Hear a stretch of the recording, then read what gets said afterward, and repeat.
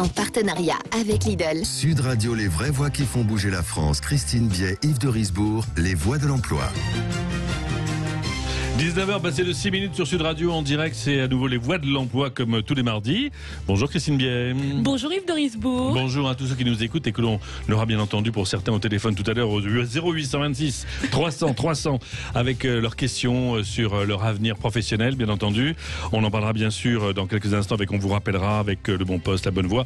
Et puis bien sûr on ouvrira la boîte à jobs avec les différents jobs que l'on va pouvoir vous proposer et bien sûr ceux que nous proposons notre partenaire Lidl. Mais tout de suite, on va découvrir notre invitée, Christine Biet, que vous allez nous présenter. Oui, tout à fait, puisque ce soir, on a le plaisir donc d'accueillir Shana Roy, qui est, alors attention, je vais prendre une grande inspiration, moi qui adore l'anglais, elle est Chief People Experience Officer de Talentsoft. Mais ça, c'est des titres que j'aime bien, voilà, ça, oui. Elle va nous faire la traduction. Bonsoir Shana. Bonsoir. Alors en français, dites-moi tout, parce que là, ça fait des cartes de visite très à l'italienne. Très longues. Tout à fait. J'allais résumer ça en très simple, très court, DRH global de Talentsoft. Voilà.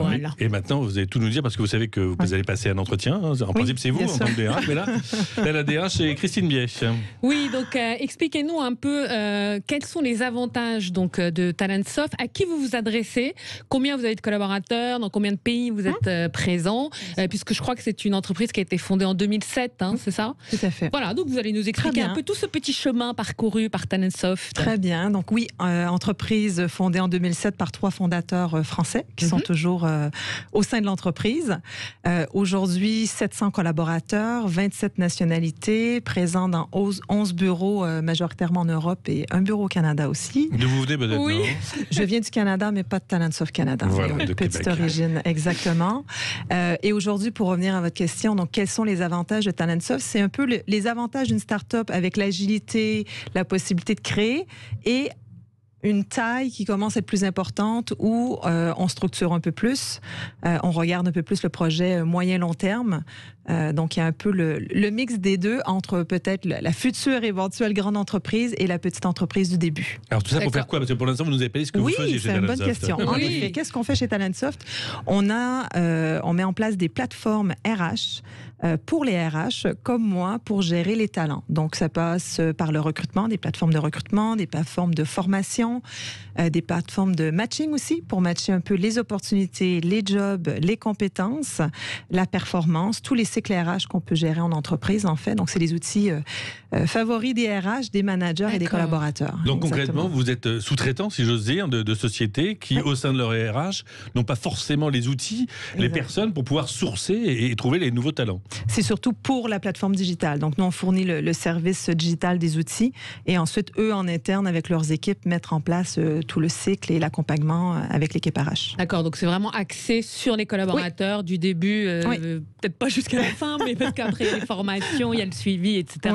Shana Roy, vous allez rester avec nous pendant toute cette émission pour rebondir. Justement, vous allez voir, il y a des personnes qui vont nous appeler tout à l'heure, qui nous ont déjà appelé, qu'on va écouter pour se poser des questions sur leur avenir professionnel. Et d'ailleurs, tout de suite, ça va être le cas puisqu'on va au 0826 300 300. Sud Radio, les voix de l'emploi, on vous rappellera. Alors, on vous rappellera, c'est la fameuse petite phrase qu'on a souvent, enfin, j'espère que vous l'écrivez pas, on a souvent envoyé un CV, oui, on vous rappellera. We call you back. Voilà. Alors, on vous rappellera, c'est Mathieu qui nous a appelé, qui se pose une question, vous allez voir, qui n'est pas inintéressante. Bonjour, c'est Mathieu de Lyon. Alors, en réponse à un envoi de mon CV, on vient de me demander par mail de renvoyer un CV augmenté. C'est la première fois que je vois ça. Du coup, à votre avis, qu'est-ce que je dois mettre en avant ? Merci de vos conseils. Au revoir. Alors, Mathieu, c'est vrai que moi, je connaissais la réalité augmentée, mais alors le CV augmenté, qu'est-ce que c'est que ça ? Alors, effectivement, c'est lié à la réalité augmentée. Ça se pratique pas mal d'ailleurs au Canada et aux États-Unis. Nous, on est un petit peu en retard. Alors, en fait, c'est très simple. C'est une expérience visuelle. C'est-à-dire que ça vous permet de mettre en avant des expériences, bien évidemment, des compétences, mais de montrer réellement, alors ça peut être en 2D, en 3D, ce que vous faites. Alors, Yves, vous me regardez bizarrement. Moi, ce que j'ai compris, c'est que je renvoie donc un CV dans un format Word ou autre. Non, alors, non. Non, vous renvoyez pas. Ah En bon. fait, il y a un site spécial qui s'appelle www-cvaugmenté.com et en fait, vous enregistrez votre CV PDF qui va être transformé en A4. Ensuite, vous pouvez mettre des liens. Alors, les liens, ça peut être un blog, ça peut être une vidéo, ça peut être votre profil LinkedIn. Enfin bon, il y a énormément de choses. Et ensuite, c'est transformé. Alors, j'allais dire, le petit inconvénient, c'est qu'il faut télécharger une appli sur son smartphone pour pouvoir avoir ce CV et les recruteurs doivent avoir cette appli pour pouvoir lire les CV. Enfin, s'ils vous le demandent, c'est qu'ils l'ont l'appli. Voilà, exactement. Et du coup, alors j'allais dire, c'est plus lié, je pense, quand même, à des candidatures dans le domaine créatif ou dans la mode ou des designers ou Des pourquoi pas programmeurs. des programmeurs, voilà, ou des gens qui font du code. Voilà, c'est quand même lié à pas mal de ces secteurs-là. Mais c'est vrai que c'est assez extraordinaire quand on regarde parce que il y a 3D, 2D. Comme aujourd'hui, d'ailleurs, il y a beaucoup d'entreprises qui utilisent ça, la réalité augmentée, la vidéo augmentée. Donc si on dit je fais du sport, Alors je on peut suis, vous voir en train, voilà, on clique exactement. sur le tennis et on vous voit en train de jouer au tennis. Exactement. En fait, ça enrichit le CV et ça redonne finalement, moi je trouve, une place au CV qui partait un peu dans les oubliettes et on était beaucoup sur les CV vidéo, etc., comme on a vu dans les dernières émissions. Là, ça permet aux recruteurs, en fait, directement d'avoir accès à tout ce qu'il y a sur votre CV, mais de réalisation. Alors Mathieu, je crois qu'il a compris Oui. le principe, mais maintenant il nous demande qu'est-ce qu'il doit mettre en avant, parce que justement vous n'êtes peut-être pas vous mettre en train de j'aime la cuisine, en train de me faire des crêpes ou des machins. Non, alors après, je ne sais pas dans quel univers Mathieu postule, mais évidemment, c'est moins utile quand vous êtes expert comptable. Si c'est plus un métier de programmeur, effectivement, on peut mettre en avant des choses qu'on a créées, qu'on a codées, des sites. Ça peut être un jeu vidéo, ça peut être, pour les gens qui veulent rentrer dans la mode, ça peut être un défilé qu'ils ont organisé, ça peut être une recette de cuisine si on a un super blog cuisine. Enfin, c'est quand même assez open pour pas mal de secteurs, sauf les secteurs très carrés où là, le CV, on va dire Classique, basique, suivent. Chana Roy, vous Suivre. utilisez ce système pour sourcer? Non. Aujourd'hui, non. On essaie en effet de créer des connexions un peu plus humaines avec les gens par, oui, l'entretien classique, mais sortir de ça aussi, plutôt en échangeant sur des vrais besoins, des vrais projets dans l'entreprise, les faire réfléchir pour les mettre en situation un petit peu plus. Donc, c'est plutôt ce qu'on met en œuvre aujourd'hui. On n'a pas ce genre de levier aujourd'hui. On a aussi un peu de lassitude, nous, des candidats, parfois, qui peuvent nous dire, mais vous nous sortez un truc nouveau à toutes les 2 semaines avec la vidéo, avec le ci, le ça, et c'est un peu ce qui ressort, je pense, de la question. C'est, on nous demande beaucoup, donc on essaie de revenir aussi souvent à de la simplicité de contact, d'échange et d'authenticité entre les candidats et nous, sur notre besoin, qui ils sont et voir si ça peut matcher. La semaine dernière, pardon. Pardon, non, mais j'allais dire, ça n'empêche pas, c'est comme le CV Non, vidéo, c'est que tout c'est à fait. toujours en attendant une rencontre, Oui. voilà, et qu'il se passe quelque chose, et on reste dans l'humain quand même. C'est N'oublions pas ça, c'est des gadgets, c'est sympathique. Après, voilà, c'est comme, vous savez, les candidats qui font des gros buzz en mettant des CV sur une tablette de chocolat, etc. On en parle beaucoup, mais finalement, ce ne sont pas toujours des candidats qui trouvent un poste. Donc, il faut faire attention, le fond, la forme. Moi, je pense qu'il faut, voilà. Bon, alors Mathieu, vous avez sélectionné effectivement les choses que vous voulez mettre en avant sur votre CV augmenté. Et puis, vous nous rappelez quand vous aurez un retour au 0826 300 300. Il est peut-être temps de découvrir ce qui a déjà été un peu découvert, ou tout du moins dévoilé par Jean-Marie Bordet tout à l'heure. C'est le job du jour. Sud Radio, les voix de l'emploi, le bon poste. Et oui, le bon poste.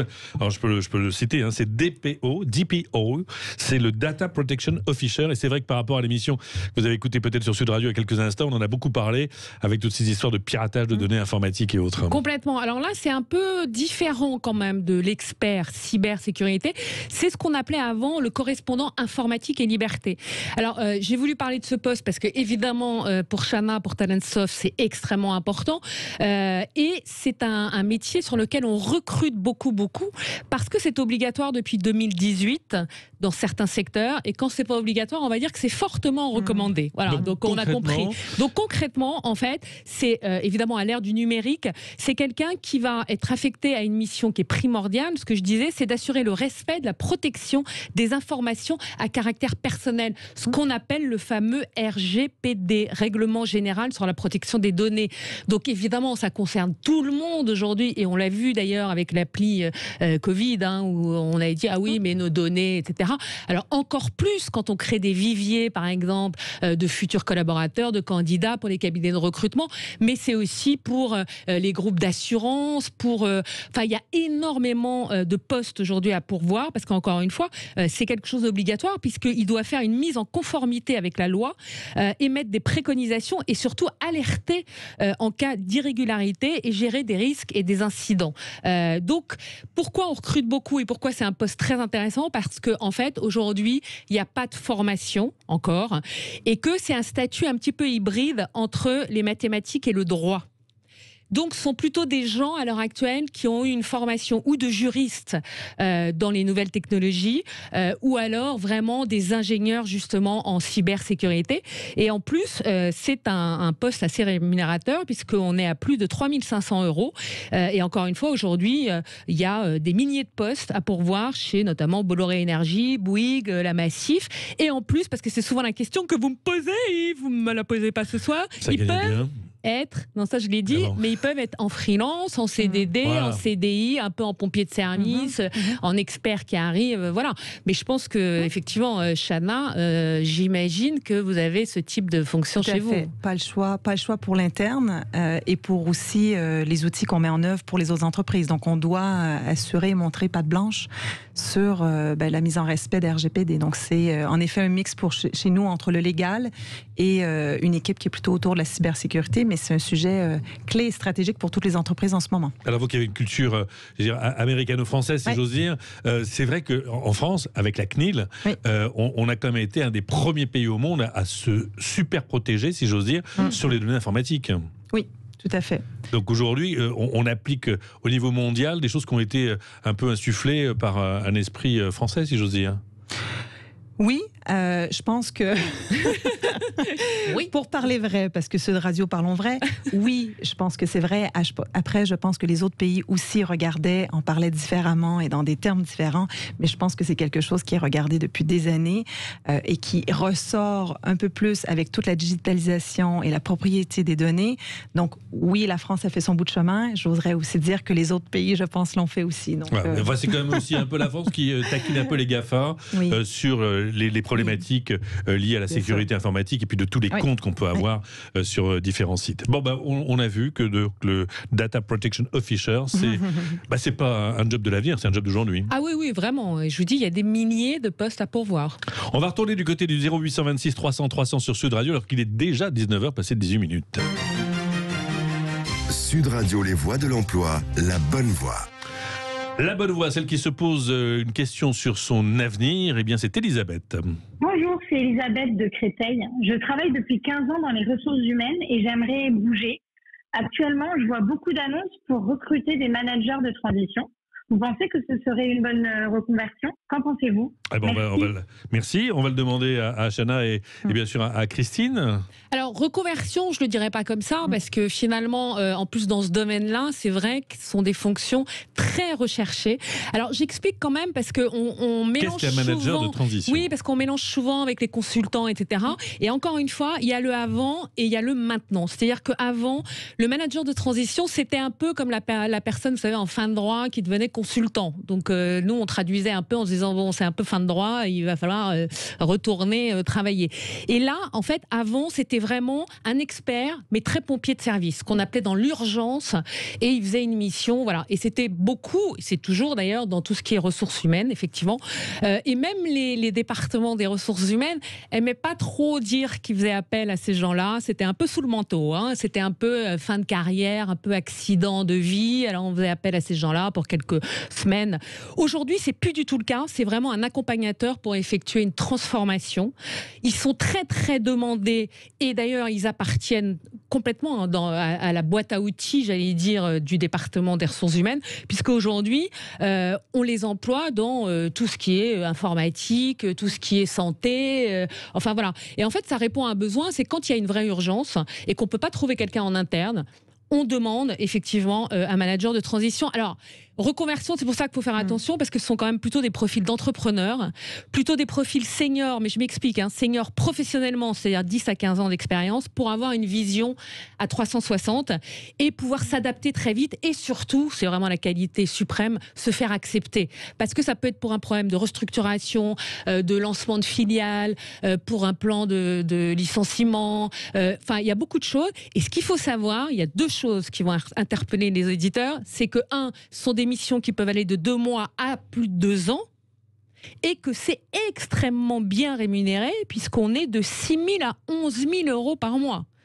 Voilà, donc c'est pour ça que je dis, c'est vraiment des profils seniors, quand même experts, et il faut avoir cette envie et cette qualité quand même d'entrepreneur. Chana Roy, qu'est-ce que vous diriez à Elisabeth, notre auditrice?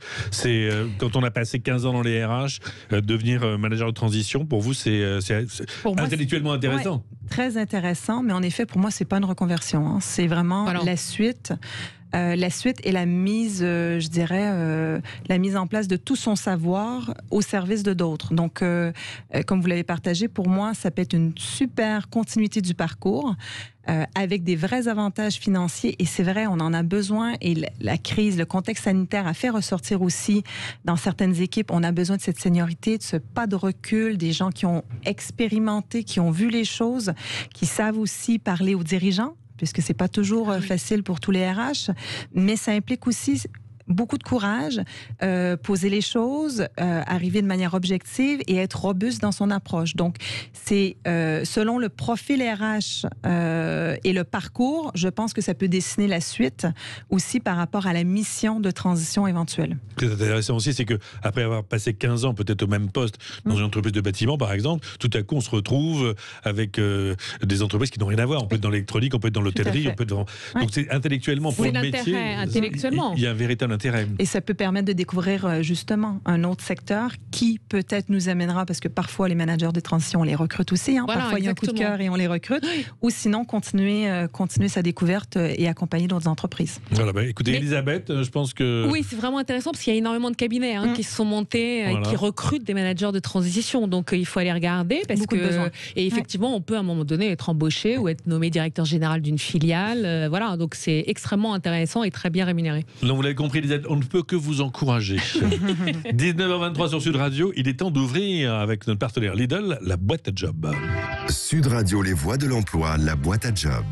Alors, dans votre boîte à job, qu'avez-vous trouvé cette semaine, Christine? Alors, pour Lidl, on cherche un opérateur logistique à Saint-Quentin-Falavier, c'est en Isère. Donc, intégré à l'équipe sur une des plateformes logistiques, c'est quelqu'un qui va participer à l'ensemble des activités de préparation des commandes de produits émises par les supermarchés, assurer la réception, le stockage, rassembler, conditionner l'ensemble des produits correspondant au bon de commande, effectuer l'expédition, garantir la qualité des commandes dans le respect des délais de livraison. Alors, le profil, toujours très intéressant. Vous pouvez démarrer dans les vies professionnelles ou avoir déjà une expérience. Donc, c'est un CDI, 35 heures. Un processus de recrutement. Alors, d'ailleurs, Chana parlait tout à l'heure de différents tests. Là, c'est un test pratique en ligne. Et la rémunération est de 1 720 €. Après 6 mois, elle est de 1 823 € par mois, avec en plus des primes liées au poste et à l'ancienneté au bout de 3 ans. Il y a aussi une formation au métier d'opérateur logistique, si vous n'avez pas d'expérience, et à l'ensemble des missions logistiques que vous exercerez en alternance. Donc vous allez sur le site de Lidl, sachant qu'encore une fois, aujourd'hui, il y a 1398 postes à pourvoir chez Lidl. Donc il y a du boulot chez Lidl, c'est le moins qu'on puisse dire. Voilà. Et pas seulement en magasin, il y a, il y a de tout. Il y a des architectes, il y a absolument toute la chaîne de la distribution et de la construction même des magasins. Il y a de tout et partout. Autre chose. Oui, on cherche un responsable administratif et financier pour l'association PicPic. Alors, l'association PicPic, c'est une association d'intérêt général qui a pour but l'éducation à l'éco-citoyenneté et à l'environnement urbain. Ils sont à Issy-les-Moulineaux. Donc, ils cherchent quelqu'un pour gérer et piloter les finances, faire vivre la politique RH, justement, de l'association, assurer une fonction de conseil, gérer tout ce qui est administratif, analytique.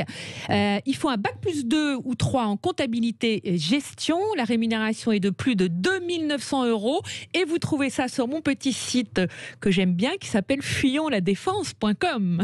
Une troisième petite annonce. Oh là, vous êtes gourmand, Yves. Là. Oui. Alors, un poste de conseiller immobilier chez Laforêt à Marseille pour intégrer l'équipe transaction.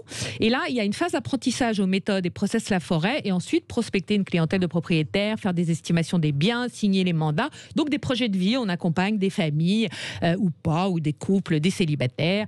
Le salaire est de 2 000 à 4 000 euros par mois avec les primes. Il faut une formation Bac plus 2 et vous pouvez postuler chez Laforêt directement. Et du côté de chez Talentsoft, Chana Roy, qu'est-ce que vous recherchez en ce moment comme partenaire ? Donc, on a beaucoup de postes ouverts, nous aussi. Sur l'année, on aura presque une centaine de postes. Donc, des développeurs à des profils financiers, des profils RH, des profils professional services, donc qui font l'implémentation des projets de nos outils. Donc, j'ai envie de dire, la croissance continue chez Talentsoft et on continue à avoir du recrutement. Donc, on est assez chanceux. Recrutement sur quel site ? Vous êtes où ? On est un petit peu partout Un petit peu partout. Donc, on a 2 sites en France, donc Boulogne et Nantes. Et sinon, à l'international, on est sur différents pays en Europe, dont l'Allemagne, la Norvège, le Danemark, les Pays-Bas, un petit peu partout. Et est-ce que chez vous, chez Talentsoft, lorsque l'on rentre par exemple en France, on peut se retrouver effectivement dans une situation d'expatriation et d'aller pouvoir développer son talent dans la société, mais à l'étranger ? On a quelques cas, en effet. C'est encore jeune chez Talentsoft. On n'est pas encore la grosse entreprise qui fait les gros packages d'expatriation. Par contre, on a quelques Français qui sont au Canada. Donc, entreprise au départ qui s'est construite en France. Donc, on a des Français qui sont partis un peu dans d'autres pays, mais c'est vraiment quelque chose sur lequel on doit appuyer pour l'avenir, pour favoriser ces échanges-là entre les différents pays. Où est-ce qu'on va retrouver ces jobs ? Sur le site de Talentsoft ? Oui, sur le site de Talentsoft, vous trouverez toutes les annonces. Talentsoft.com. Exactement. Parfait. Et pour Lidl, c'est lidl.fr ? Absolument. Et ben voilà, écoutez, on a fait le tour de la question.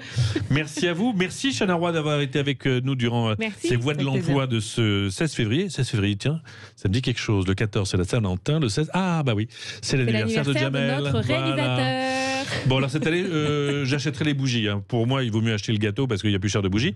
Mais pour Jamel, on peut acheter le gâteau. On se dit la semaine prochaine avec Jamel, avec bien sûr Christine Biet. Et puis Jean-Marie Bordry qui nous accompagne. Sud Radio, les vraies voix qui font bouger la France. Christine Biet, Yves de Risbourg, les voix de l'emploi. Avec la participation de Lidl. Et à mardi prochain avec les voix de l'emploi. Toutes vos questions d'ailleurs sur l'emploi, je le rappelle, vos messages, vous les laissez au 0826 300 300. Christine Biet et Yves de Risbourg, et ils répondront avec le plus grand plaisir. La suite des vraies voix qui font bouger la France. Dans un instant, parlons vrai avec les entrepreneurs sur Sud Radio et sur Bismart. Vous retrouvez Stéphane Soumier avec ses 2 invités.